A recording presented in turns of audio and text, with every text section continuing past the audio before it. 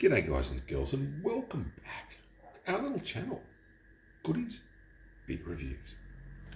Friday afternoon, and a few people have asked along our little journey, how's the Coopers going? The green, so this is a green Coopers extract can. I just used, I think, 500 grams. I think that was a kilo. Dextrose, I think it was 500 grams. Lightly sugar. Yeah. Anyway, it was dextrose. I think maybe a kilo. And hang on, I'll withdraw that, Your Honour. It was the Cooper's boxed ones. It was just one of them because I was just in a rush and lazy. The master distiller just didn't want to go through. So I got the Cooper's Green Pale Ale. I got the box of dextrose, just dextrose. And I just threw it down. I put the standard yeast in. I had no leftover yeast. No yeast here. So I just threw it, that in. I think I did it for about, I don't know, it stopped bubbling, to be honest. Once it stops fermenting and it's stable for 2 days, I stop. And but actually, so I think it was about 10 days. On day 7, I threw 50 grams of citra. And I think I threw about 50 of mosaic, I think I said. Mosaic? Sure it was mosaic and citra. Because I just had that left over and I thought, you know what, why not? It's been on the gas for 3-4 days. I did run out of gas, of course you do. Then you get a fucking bottle. Mate. So look, it's just a Cooper's. And when I say just a Cooper's, I like people, and this may need some more carbonation. If not, because it's only been on the gas 3 days, 4 days. I do it about 20, then I drop it back. And you know what? I tell you now with these extracts, they actually get better when you give them a bit of time if you're bottle fermenting or if you're just doing it on the keg. And a week or two can make a big difference. Huge difference. Let's go. Don't mind the mess. Holy crap. I've been doing comics. Had some comics here and getting through all them. Jeez, I tell you, a couple of them I scanned. I used that app I told you about. And you get surprised with some in the fucking 60s and I'll leave the pluggers off. Let's go. Bob's got us set up out here. I think a quick yarn, and I'll be honest about my home brew. If these kits, I think, pardon me, joints crack, are worth it. When I say worth it, what I pay, I think I got them for $15 or $14. Get them when they're on special. Because you can pick them up like sometimes 2 for $20. I've seen 2 for $20 if they're a bit near the date, and they're not going to fucking hurt. This looks like a nice beer. Look at that colour. I like it a bit hazy. I don't cold crash. It's a pale ale. Yeah. Look, I quite like mucking around with the standard kits. I do all grain, and all that crap, but sometimes you just get sick of, you just got to have a break. And I know a lot of good brewers that do it. Or the all-in brewing bladders. Oh, they're good. They're good. But this is my own invention. The head's actually sticking around. It's not even fully carbonated yet. There's a tick in the box for something I haven't screwed up today. It looks all right, doesn't it, gents and girls? What do you reckon? Anyways, we'll have a sniff because I'm not expecting much of the sniff on this. And I'm honest. If this is shit, I'll tell you. It's just got that homebrew, bit of burny homebrew smell. And like I said, she's fresh in the keg. Only a baby. You know what, though? I do get the mosaic. Not sounding like a belter. But I think 50-50 or 100 citra 50, it just punches it a bit more. You need some extra hops, I think, in those kits. You do. But the stouts probably no. Or the porters, I don't think so. But the porters are good.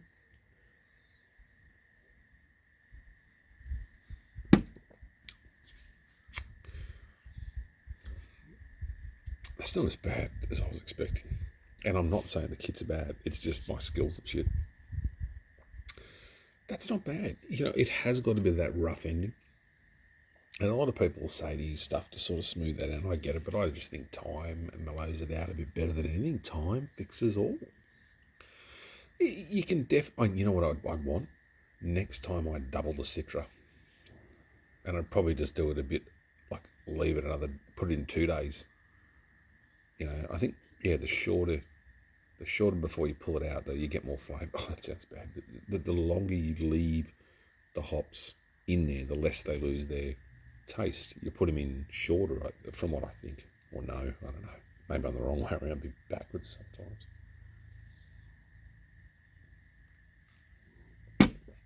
I could drink that.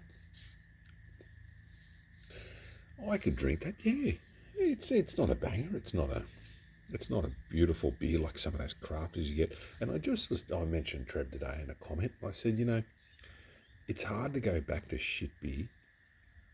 And I don't just want this channel to be about beer, or even though it's a craft beer channel, but it's just, you go back to something yuck when you've had something good, and it's pretty hard, and it's like life. Once you have that nice taste of things, it's hard to go back, but sometimes you got to. And trust me, guys and girls, like I had a big house, like fucking how many squares? I'm by myself, and I had the teenager. I didn't want this big house. I'm just happy with the roof over my head, to be honest. Big house, all the gardens I did, busted me balls doing it. Fucking sandstone, rocks and bullshit. But you know what I do? I miss the gardens because I actually look back and I was quite good at it. I just think I had good taste. I used to go to the tip and get the big steel wagon wheels. I got some pumping stuff off some fucking boat, and I got a weird wheelbarrow that was like wooden and all broken, the old school, even had wooden wheels. It was probably worth a fortune. I didn't put that out in the garden. I put it back up the back of the shed. But it's gone. You just go, fucking, here you go. And that's years ago. And my life's good now, don't get me wrong. As in, free from that shit.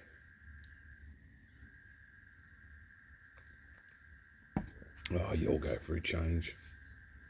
You all go through, life. And I'm not shitting on anyone. At all. I'm not. I'm really not. I'm not angry. I'm not pissed off. I'm not.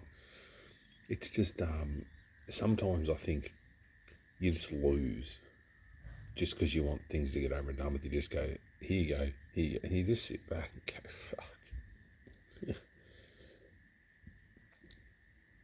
Yeah. And you know what? You got to start again. Like housing prices around here are going pretty nuts. And people say, they'll go down, they're slowing. Once they go up, they don't seem to come down, do they? I mean, unless you're talking about a $3-4 million property, it might drop 400,000, and to that, it's like, oh wow. But when your house costs say 600,000, it drops to 300 or 4. That's a big drop. That's when the arse will fall out of the real estate. But you know what? I can't see, even if you own your own home or you're fortunate enough to have a deposit on one, or I don't know, man, it's hard. But I think if things turn to shit, it's still yours.